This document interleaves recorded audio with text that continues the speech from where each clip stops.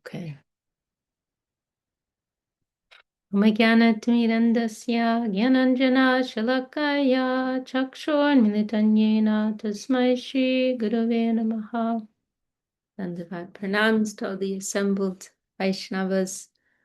And Kirtida sent me a question just before our meeting about this one beautiful composition by Raghunath Das Goswami. It is called Sri Govardhana Vas Partana Dashakam, 10 verses, praying for residents in Govardhan. And they're very beautiful verses glorifying Govardhan, praying for shelter at Govardhan. The refrain is Nija Nikata Nivasam Dehi Govardhana Tvam, means, oh Govardhan, please give me some place close to you. Please give me some place close to you. And this is an important aspiration. It is expressing, what is the ultimate ideal of the Rupanuga Gaudiya Vaishnavas, right? Service in Govardhan, service to Shishi, Radha, Krishna, and their serving group in the shelter of Sri Govardhan. And Raghunath Das Goswami, he is known as our Prayojan Acharya, right? The Acharya who has shown us what is our highest aspiration, right? What is our goal in our life of devotion? And so it is, that prayer is showing something important in that regard, right? Highlighting what is our paramount ideal, right? And right, ultimately that is service in the line of Srimati Radharani in the shelter of Govardhan.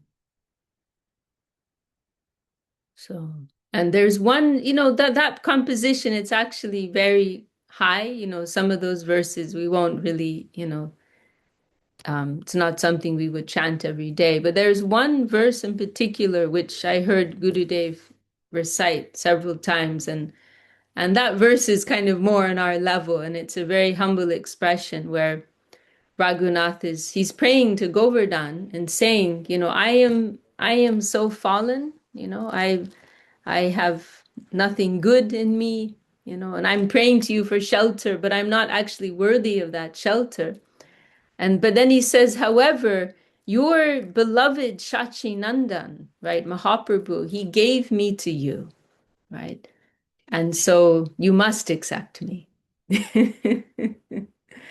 And so, it is showing what is our feeling, right? And our mood that our good fortune is that we have the connection of the Vaishnavas, right? That on our own merit, we cannot expect to get anywhere, right? But we have the connection of the Vaishnavas, and that is our hope, right?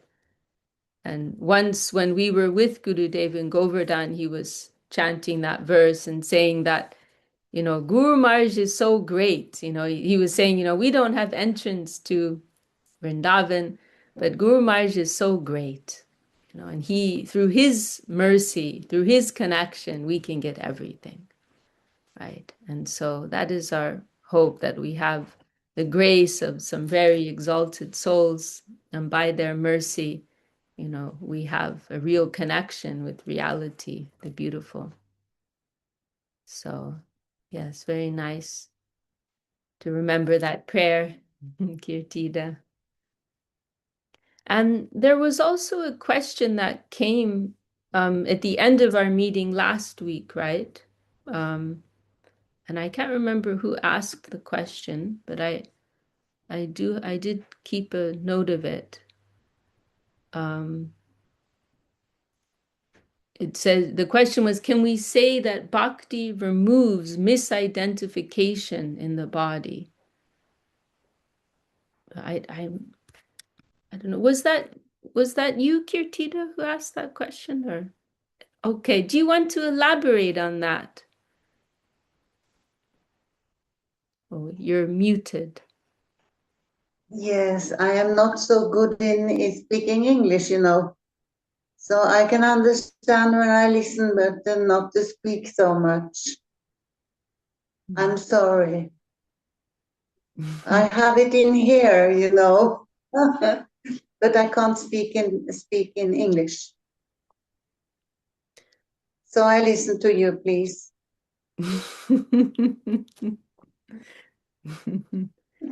Well, I mean, I just want to make sure I understand properly because you specifically said it feels like there's a context here because you specifically said in the body misidentification. I mean, if you mean misidentification in general, that I mean that makes sense.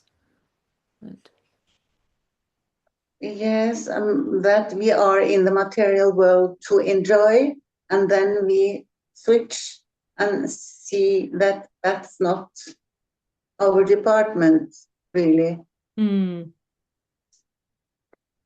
Yes, I mean, It's difficult. yeah, I mean, generally, yes, this is the principle of Krishna consciousness, of Vaishnavism, that as our positive attachment, right, to, as our attachment to the positive side increases, right, as our attachment to Krishna and the devotees of Krishna, as our attraction to that side increases, then naturally all these other things will start to clear, right? And whatever anartas are within us, right? Whatever misconception we have, it will clear within us. It is mentioned in many places in the scriptures. It will be like a side effect, right? Because in many spiritual practices, there would be more of an emphasis on the need to, develop detachment from the mundane, right? There will be more emphasis on the need to give up our material attachments, to increase our spiritual knowledge, right? There would be like a concerted effort in those areas. But the principle of Krishna consciousness is that, yes, there to some extent we give attention to trying to detach ourselves, trying to develop our spiritual knowledge. But the main principle in Krishna consciousness is that we are trying to increase our attachment to Krishna, increase our devotion to Krishna. And through that knowledge, detachment, everything else will come behind that, right? As you are, watering your seed, your bhakti lata bij, your seed of devotion, and as that is growing, then anything negative within us, it will clear eventually. Just like if the sun rises, right? It's like you don't have to go and fight the darkness. Go away, darkness, But when the sun rises, all darkness automatically disappears, right? So when the Krishna sun arises within our heart, then everything that is non-Krishna, right, it will naturally retire, right? It will naturally withdraw. It will be a natural process, just like if you're, trying to give up a bad habit, rather than just focusing on fighting the bad habit, you may be advised just develop new habits, some develop, other habits which are more fulfilling and more meaningful, and you'll forget about the old habits naturally, right? So that is the principle of Vaishnavism, right? It's something that is natural, actually. Is this answering your question, Kirtida? Yeah. Yes, very well. Okay. Yes, thank you. And welcome Nazar and Anantashesh and Gangalila. And Suvasini Didi's also just joined us over here.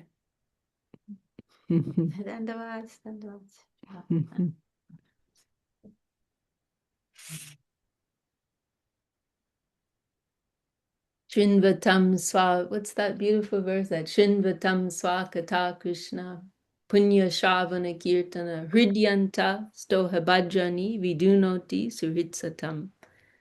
It's a beautiful verse in Srimad Bhagavatam, saying,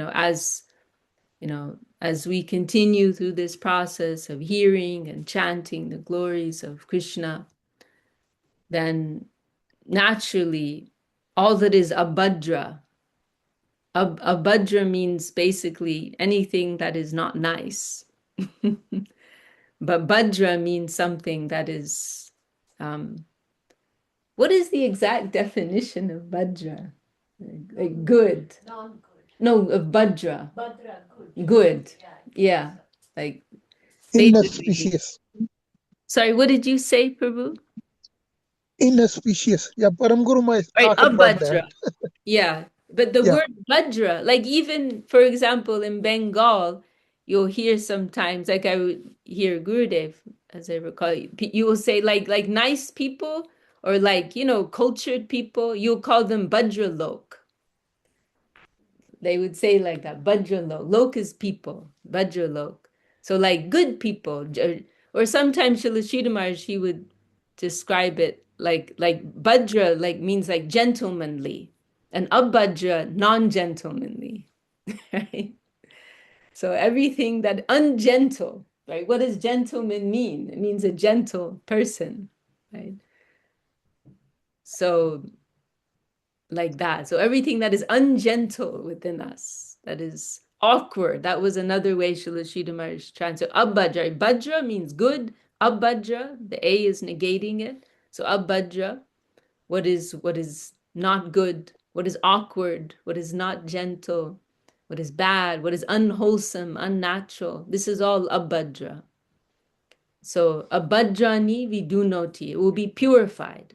Everything that is abhadra within us, it will be cleared, it will be purified. And there's that other nice verse that in Bhagavatam, what is it? Avrishmriti Krishna. How does that verse go? Yeah, that's a nice verse. Let me look it up. Begins Avrishmriti, right? Let's see if Krishna search is working. Smriti, Krishna Padada Vindayo. Yeah, it's not working. Krishna Can Padada. you look up? Yeah, I'm looking it I up right did, now, but I but cannot. this Krishna search lately, it's not working very well for me. I have to talk to Suyash Prabhu, Padada Vindayo.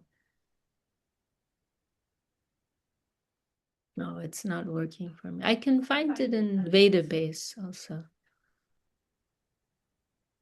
Suvasini is looking for it too. Avishmiti Krishna Padada Vindayo. It's saying like by the non-forgetfulness of Krishna. It's phrased in this particular way. By the continuous non-forgetfulness of Krishna, the purification of the heart. Here it is, I found it. It's in the 12th canto. Here it is. Oh, this verse uses the same word, abhadra, abhadrani. Avrishmiti Krishna Padara Vindayo. Maybe I'll do a screen share so you can see this. It's a very nice verse, and it was a verse that Srila Sridhar Maharaj also appreciated. Here it is. Avrishmriti Krishna Padada Vindayo Shinotya Bhadrani Chasham Tanoti Satvasya Shuddhim Paramatma Bhaktim Jnanam Cha Vijnana Viraga Yuktam. There's one talk where Srila Sridhar Maharaj is going through this verse, like word by word. Maybe it's in that new book that Madhusudana Maharaj published, that talk. Remembrance of Lord Krishna's lotus feet, destroys everything inauspicious, abhadra, right?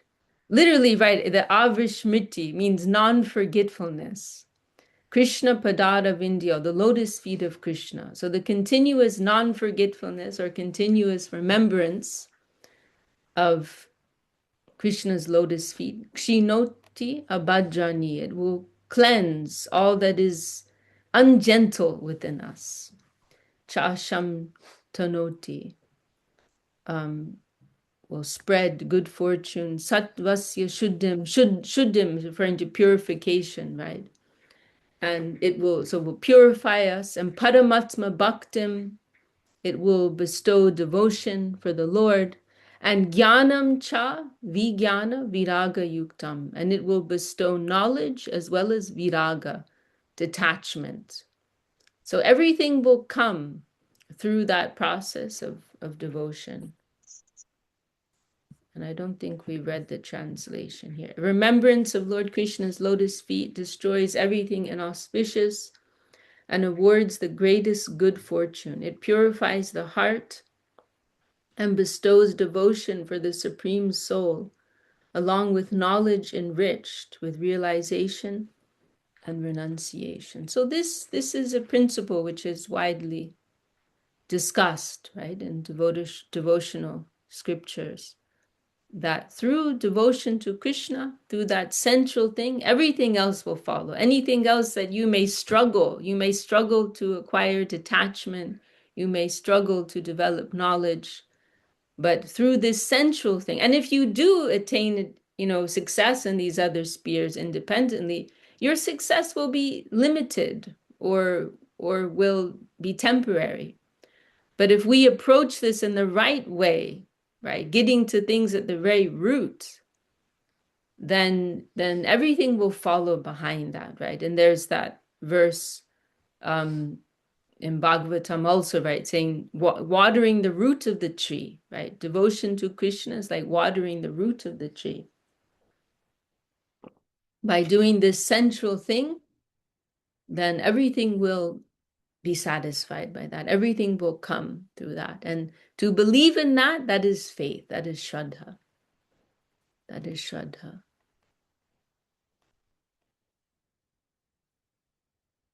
So,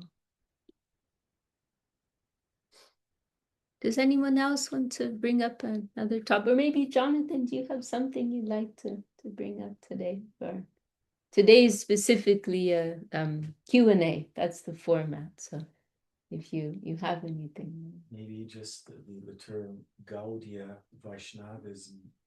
What is the main difference in comparison to other schools?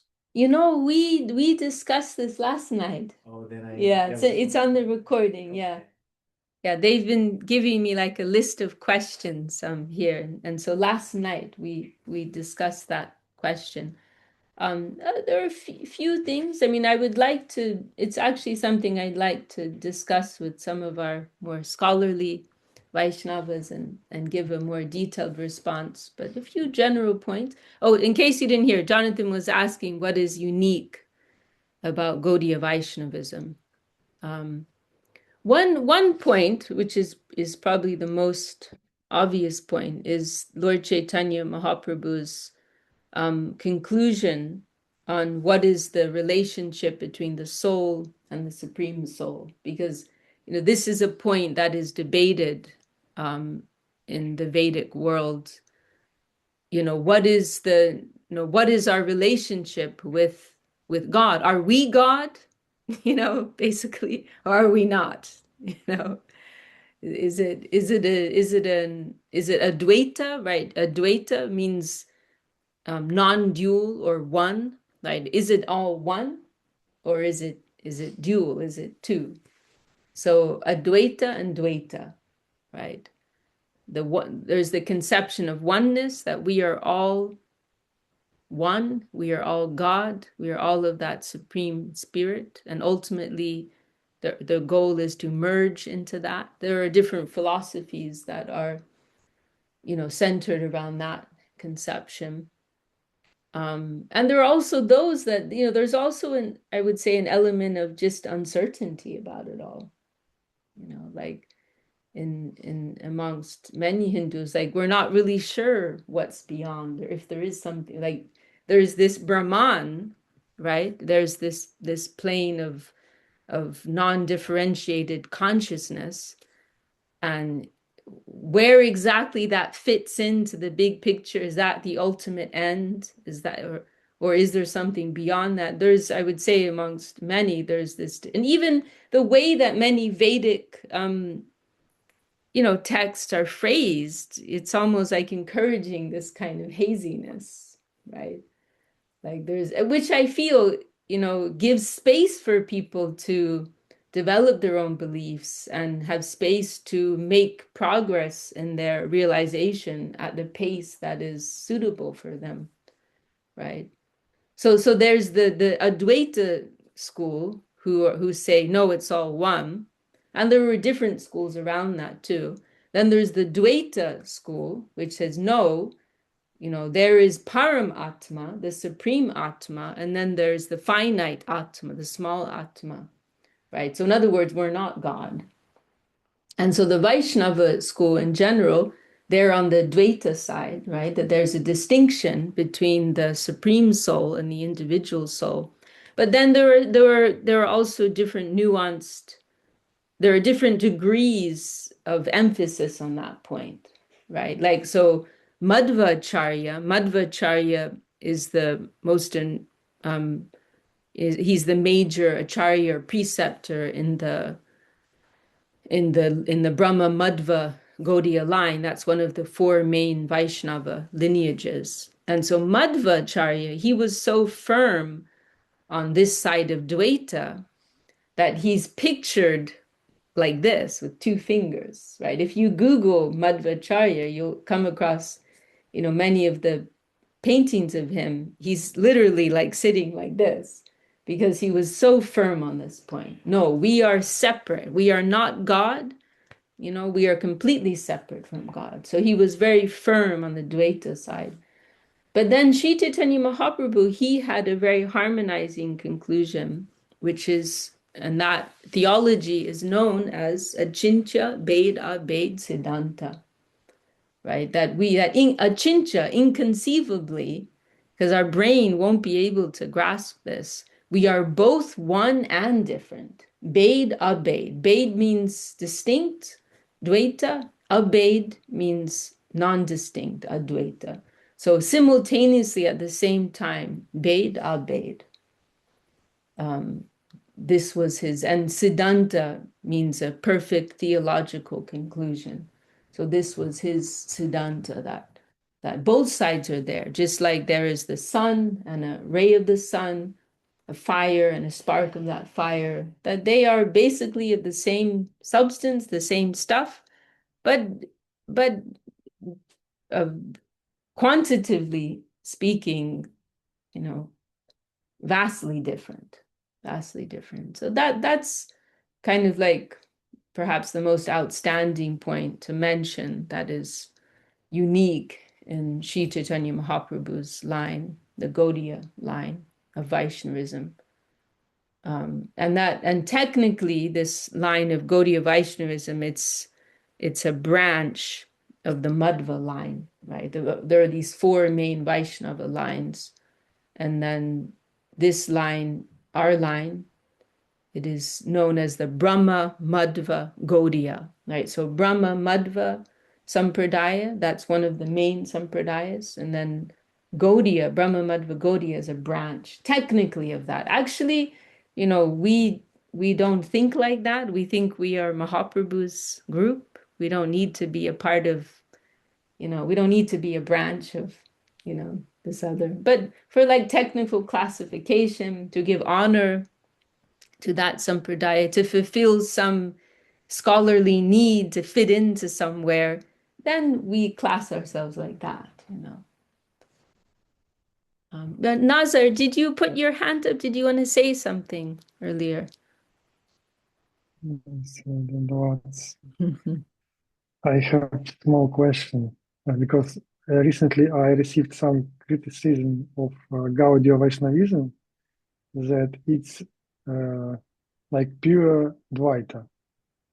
And I said, there is Achintya Bheda Bhed, it's not pure Dvaita, it's Dvaita with Advaita. Am I right?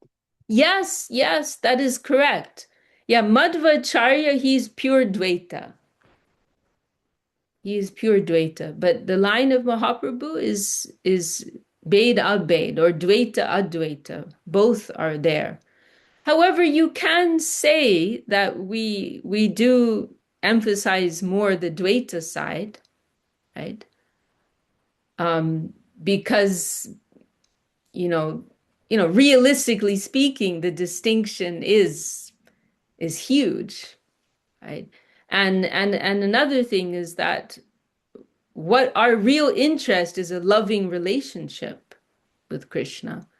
And for that to be, and that means an exchange, right? And so for that to be possible, there need to be two parties, right?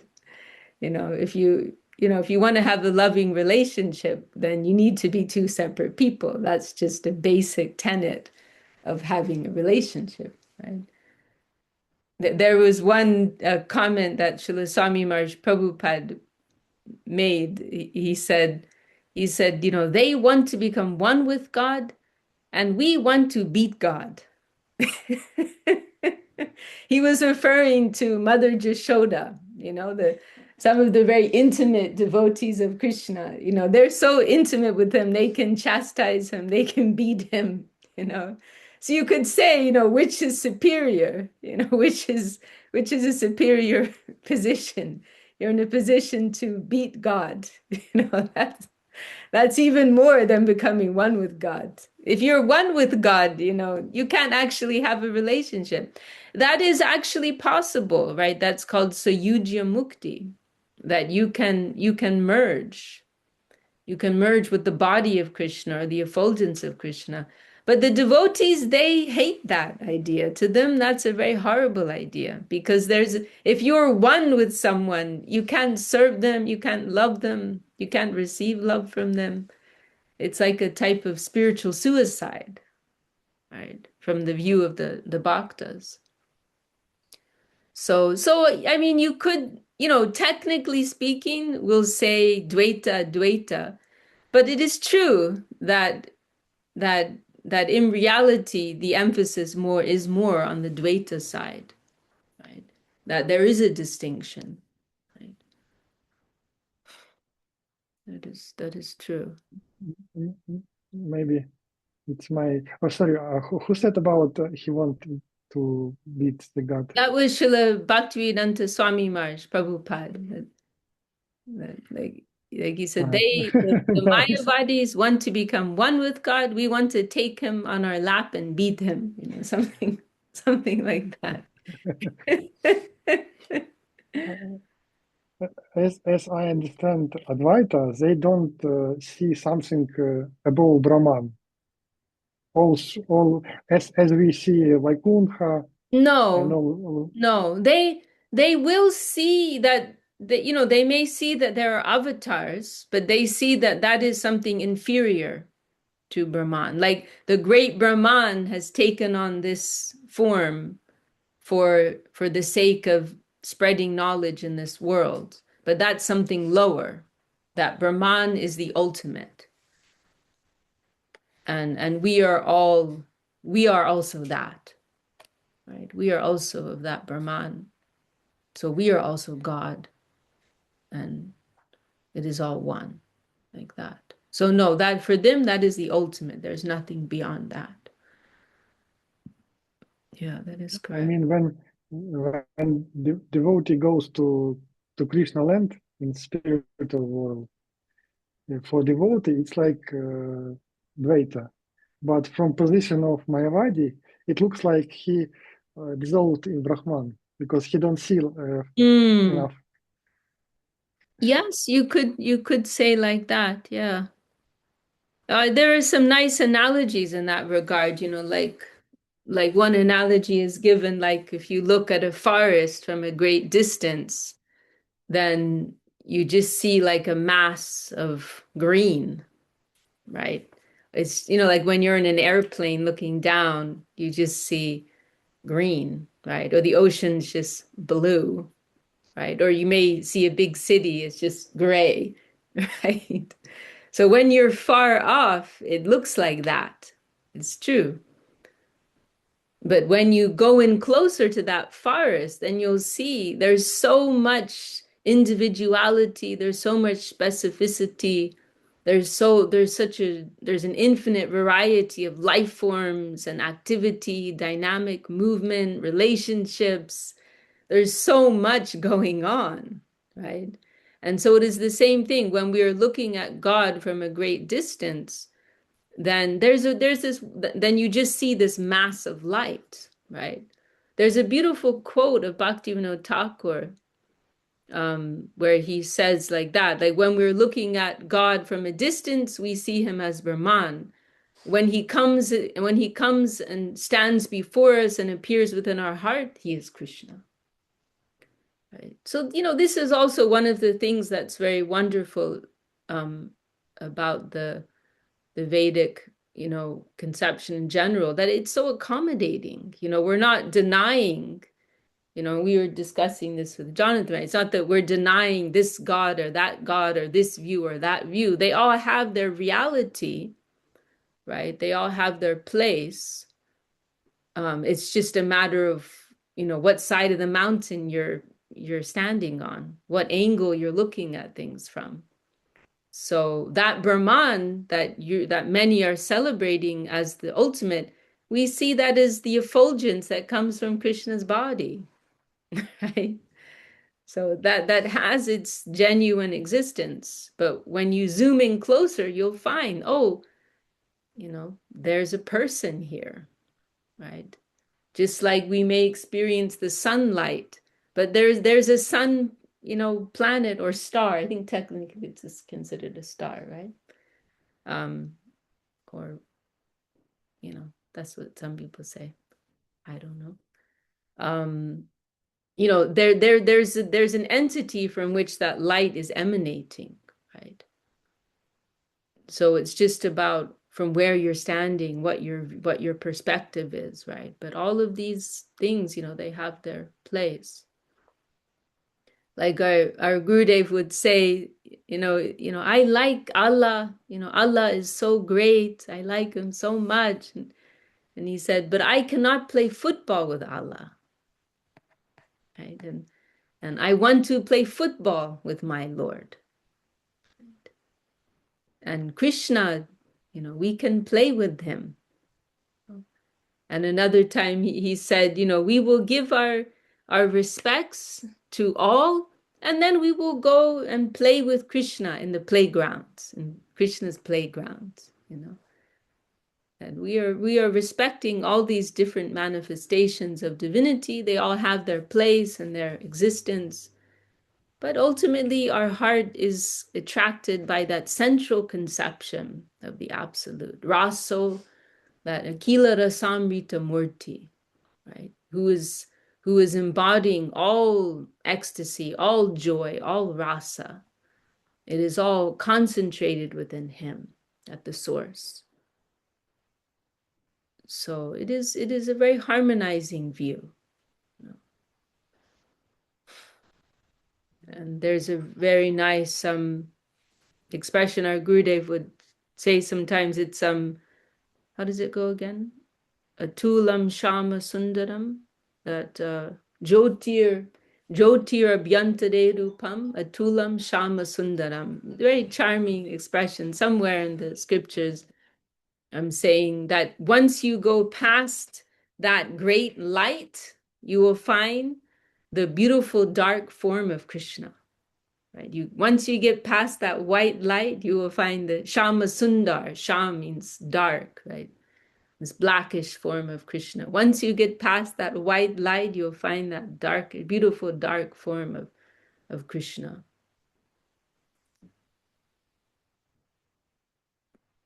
So it is all about gradation, right? Everything has its place. We don't deny that, but we will assert that there is some gradation.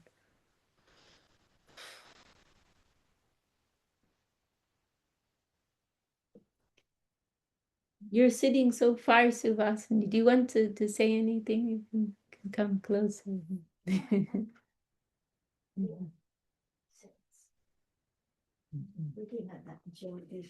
Okay.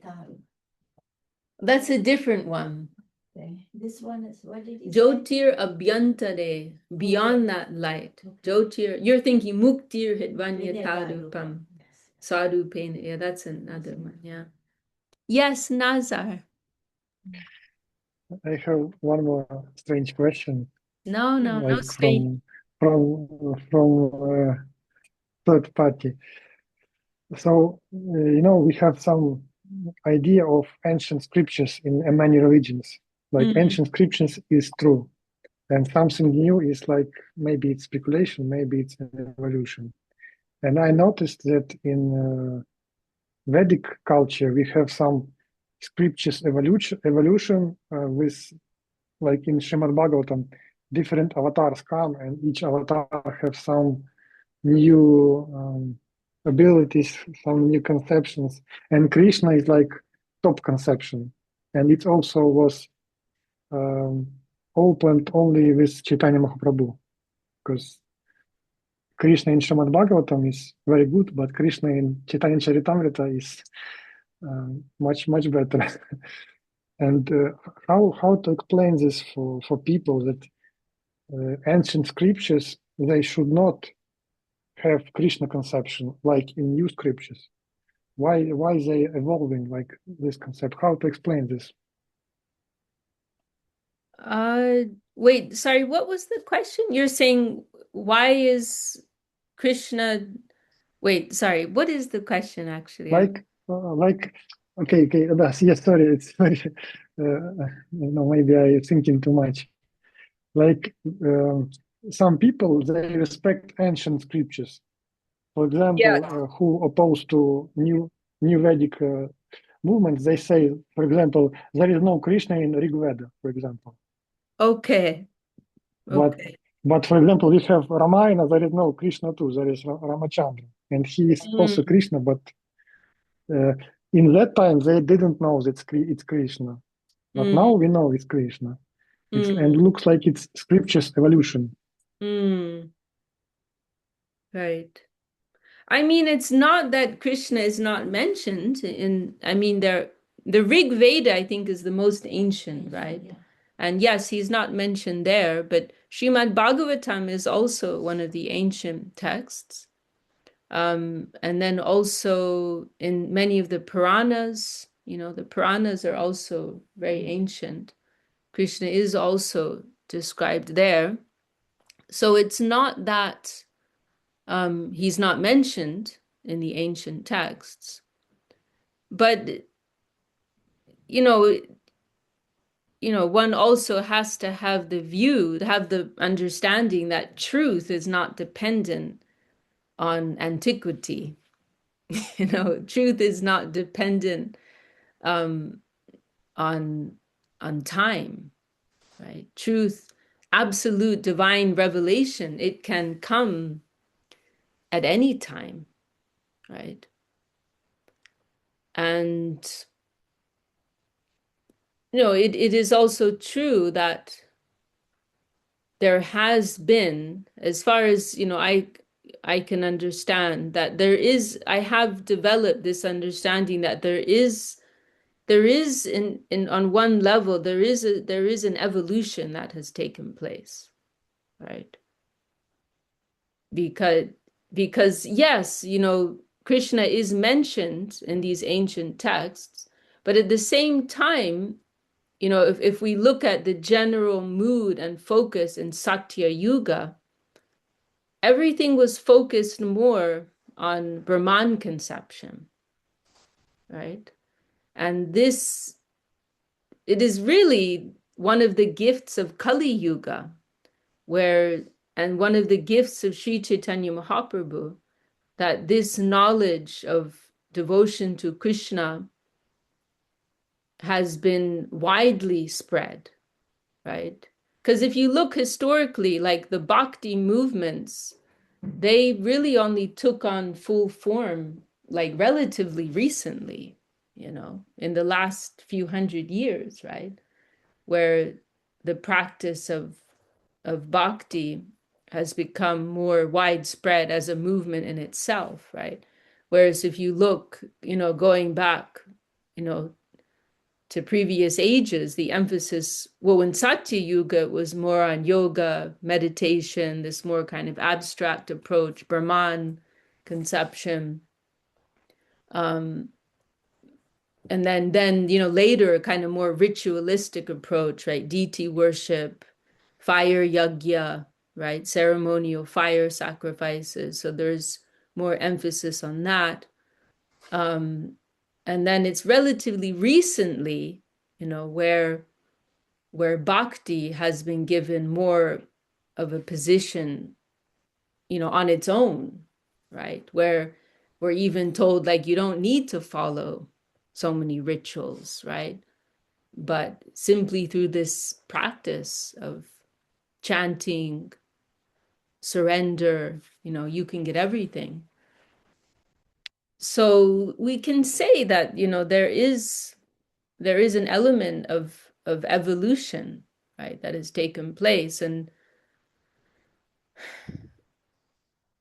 yeah, I mean, it's a big topic, you know, because another factor is that, you know, it's mentioned that this special grace has been given in this age, right? Because Kali Yuga is the most degraded of the four ages. And this gift of kirtan and bhakti, it is you know, it's been like widely spread in this and as like a gift in this age because the people are so desperate, right? It is such a degraded time. But I mean, it's a complex subject matter because it's not, I mean, like if you look in Bhagavad Gita, you know, Krishna talks about devotion, right? Bhakti yoga. If you look in Srimad Bhagavatam, it's not that this knowledge isn't there, it's very clearly there. However, it had less prominence as like an independent approach to the Lord, I would say. Do you want to make some comments, Subhasini? I think you're maybe more qualified for this question. No, I'm just, it's, Do you want to sit here, T? Closer.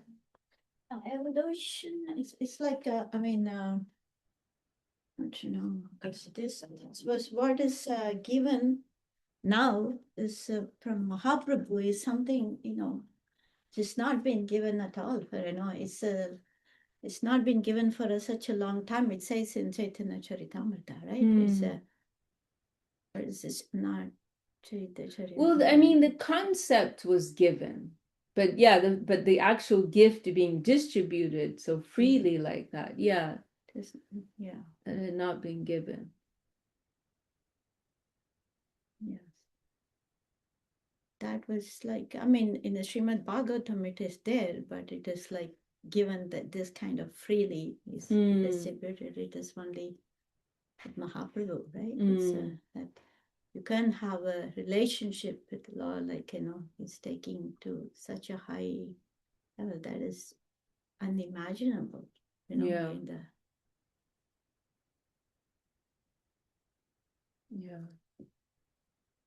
Yeah, I mean, I mean, if you're going, but you said this was an acquaintance of yours, you know, I mean, you can tell them, you know, Krishna is discussed, you know, in the ancient, I mean, Srimad Bhagavatam is at least 5,000 years old, right? Srimad Bhagavatam is an ancient text. The Puranas are also very ancient texts.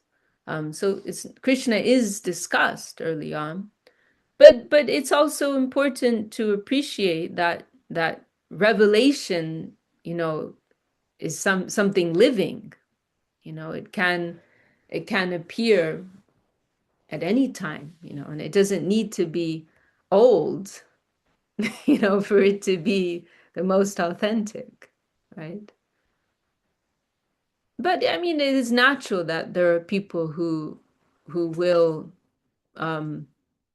have more respect. It's just a natural thing, And I mean that, and for that reason, Srimad Bhagavatam is helpful to us, because yes, Chaitanya Charitamrita, if you tell to some people, "Oh, this is a few hundred years old," your average person would probably take it less seriously, right? When it requires someone with a much deeper appreciation for what is the nature of truth, and have an ability to appreciate something on its own terms, right? You would require someone like that to appreciate what is Chaitanya Charitamrita, that it's actually giving something even more, right? But your average person, they will be impressed, to hear that, oh, this is so many thousands of years old. And so it is understandable.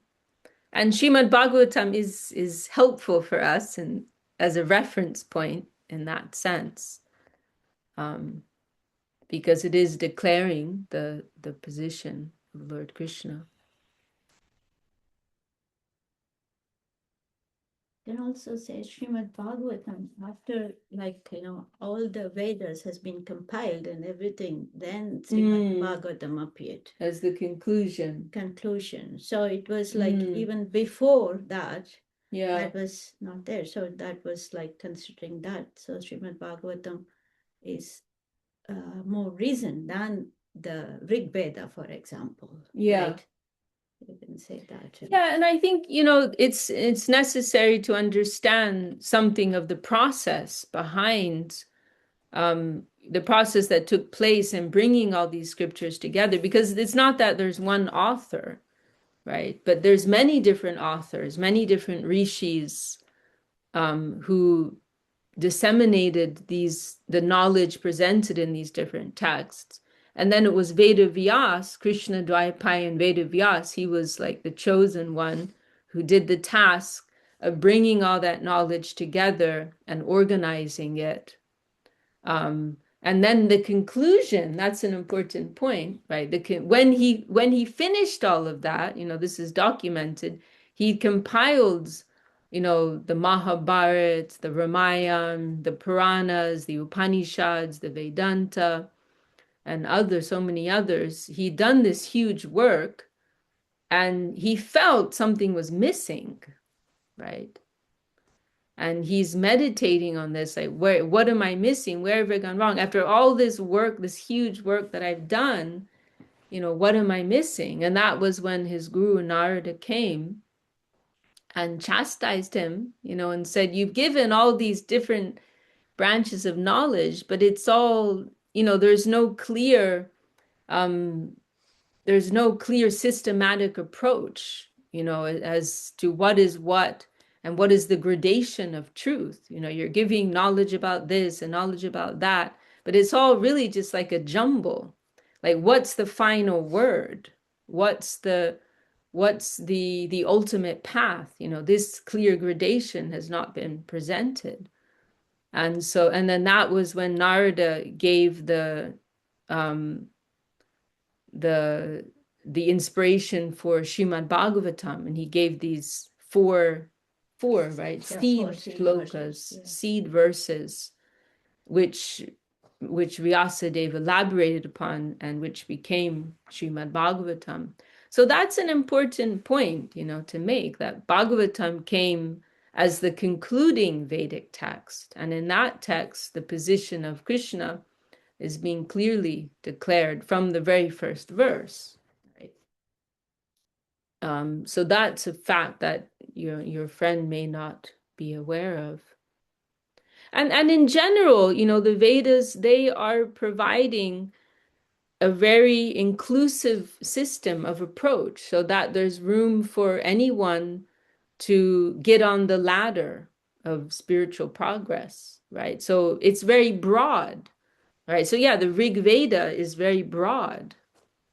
And many of the texts are very broad because they are meant to be broad so that everyone has space to begin at whatever point of realization they're at. Right. So that means that, every Vedic text does not represent the final truth, right? But they're offering one level of thought.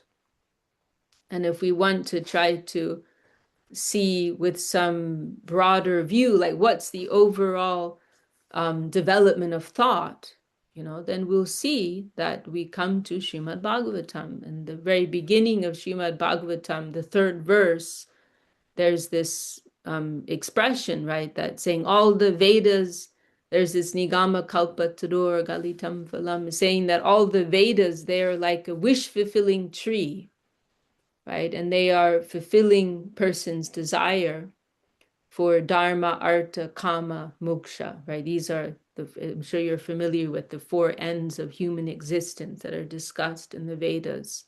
Duty, wealth, sense pleasure, and liberation. These are described as the four ends of human existence. And the Vedas are fulfilling these aspirations. But then he says, but then this Srimad Bhagavatam is like the fruit on that tree. The Vedas are supplying all these desires, fulfilling them, but actually there's a fifth goal, Pancham Purushartha, and that is prema, divine love. And that is the need of the soul. This Dharma, Artha, Kama, Moksha, that's only relevant when we're in the conditioned state, when we're in our human conditioned state. But once we get to the liberated state, those things are no longer relevant. So what is the aspiration of the liberated soul? What is the fulfillment of the liberated soul? That is prema, only prema, divine love. And that is what Bhagavatam is giving. That is what Mahaprabhu is giving. So that is the fruit on this tree. And then, and this is also saying all of this other previous Vedic presentation, it is really like preparing one for what is the final gift, the fruit, and that is prema, that is divine love, right?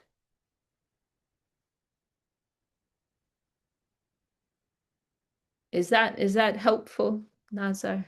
Yes, no. I have to digest this. Yeah. Looks like all like maybe Mahayuga is a big school with evolving program. Each time has next class, next level of knowledge.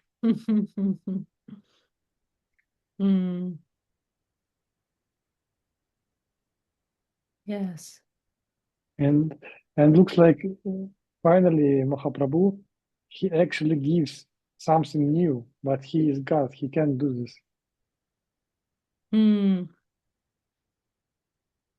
Yes. Yeah, I mean, again, like he gave something which had been mentioned in the scriptures. It was mentioned in the scriptures, but it was not widely given, right? And Mahaprabhu, he did that, right? He did that. And that is the special blessing of this age.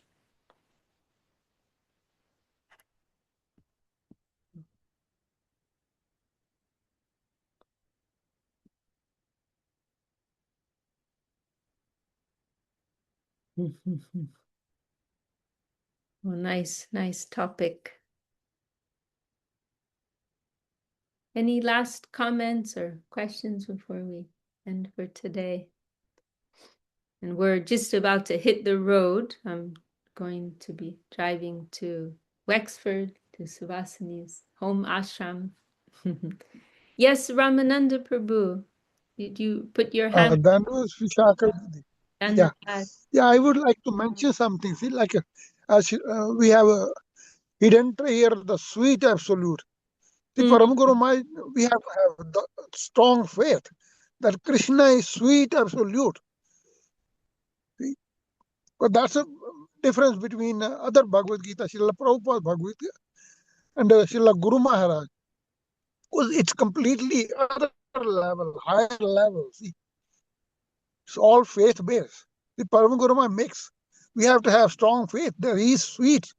He's our guardian. See?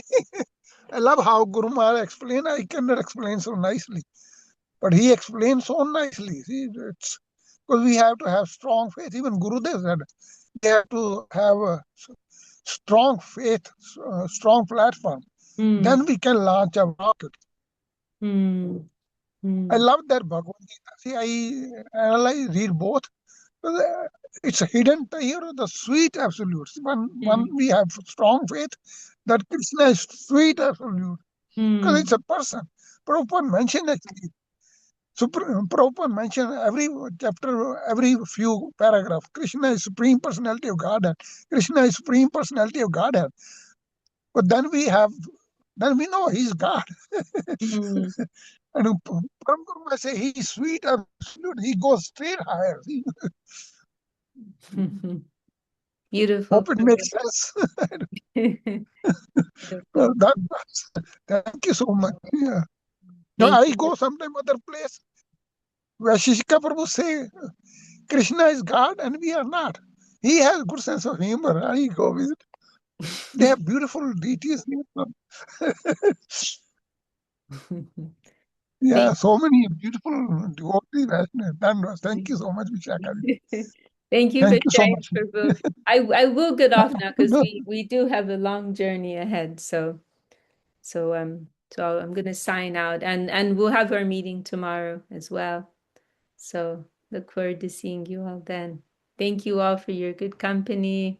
दीदी Thank you, महाराज की Didi. जय वासनी Dandavad. हरे Krishna Krishna, nice. धन्यवाद Dandavad. Jai Shri Guru Dev. Jai. See you all next time. Jai Vaishnava Vrinda. Bye. Be bold.